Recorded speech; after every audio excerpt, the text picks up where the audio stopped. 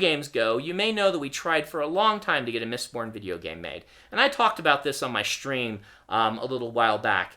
It's a really tough video game market right now. What I would want to do... Hey everyone, so today's video is going to be a little bit different than some of the videos I've done in the past. I want to talk a little bit about what has been going on lately. I made a Reddit post and a lot of people have been made more aware of this project that I'm making. It seems like there's a lot of positive reception, so that's really exciting. So you can see from this video footage, I've made a lot of progress on the game, and we're actually not going to get to this part of my development for a couple more videos. I will get there eventually. I want to take my time and make these videos and make them a little bit shorter and kind of go deeper into certain parts of it. One of the main reasons I'm making these videos is I want to keep a log of my progress. It's a good way for me to get closure on a really difficult part of the game. Some of these things really take me a lot of time. For example, the enemy movement really took a lot of time for me to figure out, and it really helps me to make a video on it and kind of show off what I did. It just makes the whole process feel a lot easier for me. If you want to play the game in its current form, you can actually go onto my Discord. I've got a link for it in the description and sign up for it there. The instructions to do that are in the Discord itself. So I want to talk a little bit about why I'm making this game in the first place. I'm a grown man. I have a wife and I have a baby due in January, and I've got a dog and a bunch of responsibilities and a full-time job, so this definitely is in no way a full-time gig for me to do this game. If I had all the time in the world and didn't have a job or any responsibilities, I could knock this thing out pretty quick and exactly what I want to do, which is kind of like a Symphony of the Night type Metroidvania game. But as it is right now, it's going to take me a lot longer to do that, just because I do it when I get some spare time, maybe a half hour a day. And that's just part of the problem with me making it instead of someone else. I would love for anyone else to make this game, but I've got a small set of skills and I'm going to use them to do something that the fanboy in me wants to do. As a hobby, I love to make games, I love to write music and read books, and this kind of combines all of my hobbies in one. I don't have any plans to ever sell this game, barring some kind of intervention from Brandon Sanderson where he comes in and says he wants to buy the game and he wants me to make it and all this stuff. It will never be sold. It's just a fan game. I'm going to put it up for free. And unless it gets taken down by someone who ultimately buys the rights or by Mr. Sanderson himself, it'll be up pretty much forever for any fan who wants to play it. I'm not trying to make any money off this. I'm not taking donations. I'm not putting ads on these videos, so it's all completely free. I really love the Mistborn books. I really love actually the whole Cosmere by Brandon Sanderson.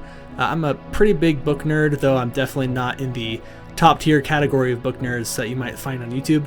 The Stormlight Archive is actually my favorite of all of his works. I have an idea for a Stormlight game too that's a little bit silly. I'm going to focus on this one first though and see how it goes. The Stormlight game I want to make is actually a very small scale, different kind of game, and I think a lot of people would be disappointed if they think it's going to be kind of in this vein. But I think it would be a silly type of game that can be made in a weekend for like a game jam, which I might do, and I just might not call it Stormlight and then change it after. Which one would you make a video game out of? Which one do you think is ripe for that? I would probably pick Mistborn. The reason I'm making a Mistborn game, even though I prefer Stormlight to Mistborn, is because Mistborn just is such a perfect concept for a game. Everything about it just works like a game. When you read it, it feels like a game. And if you've played this game that I've made, I think you'll agree, if you like the kind of games that I do, that it feels really good as a game.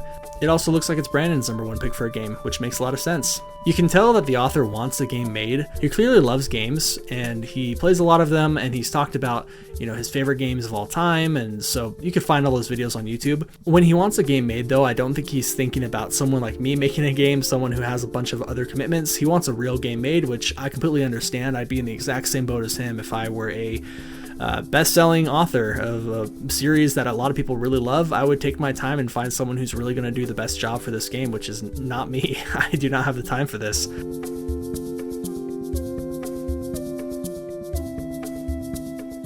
So I don't get a lot of people requesting video game rights, and when they do, they tend to be indie developers who want to make a cool little indie game, which is fun, but I usually get those offers from people who haven't done a ton of video games, and so I have been hesitant to say yes to any of those.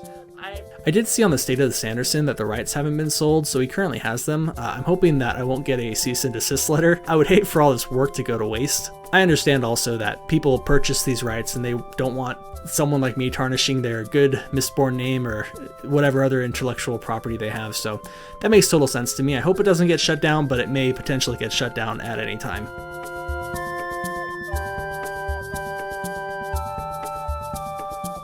I am a fan of adaptation. I love seeing fan art, cover art, different people's looks at the characters. It's just, when art inspires art, I get excited.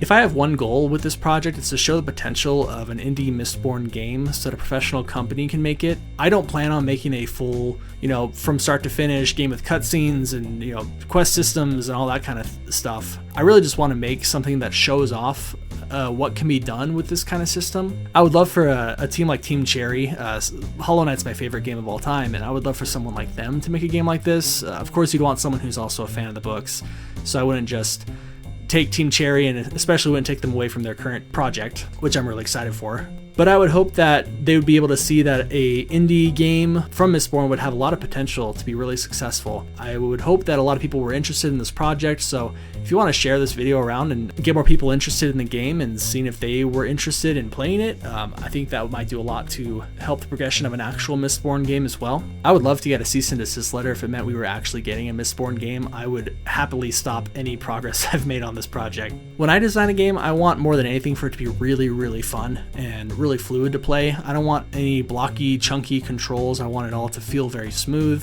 I don't really get a whole lot into Cosmere lore. I don't know a lot about it, so my game's probably not going to focus a lot on that. It's mostly going to be gameplay, making something fun, making a addictive leveling system or upgrade system or something like that where you just want to keep playing, something like Hollow Knight, like I mentioned before, or Symphony of the Night, or any Metroidvania really. I'm a big fan of just about every Metroidvania out there. And I know it's a very saturated market right now, but I think the platforming mechanics from Mistborn would really go a long way towards selling it to a potential audience. And finally, one of the reasons I make these videos is I want to demystify the game development process. Really, anyone can do it. It's not just for professionals anymore. You don't have to have a huge background in coding. I'm in my 30s and I had never coded a single word in a game up until about 2 years ago when I picked up GameMaker Studio 2. I never took any college courses. I didn't spend really any money on this. I bought the license to use GameMaker, but that's about it, which was like $30. And you can get a free demo or a free trial program of GameMaker if you want to go that route. And then I took all of my tutorials from YouTube, and I think I may have gotten a couple Udemy courses for like $10, but really, you don't have to get those at all. You can just do everything for free, and there's so many good resources on YouTube right now that anyone can make a game like this. If you are looking to get into this, like I said, I'm using GameMaker Studio 2. It's just a very easy, beginner-friendly program. You can do it without code if you like, but I do recommend the coding options. You're going to find a lot better tutorials for those, and you're ultimately going to be on a much better track for success down the road if you want to switch to a different programming language or something like that. Well, that's going to do it for this episode. Thanks so much for watching. If you are interested in playing the game, check out the link for the Discord in the description. Otherwise, thanks so much for watching, and I hope to see you in the next video.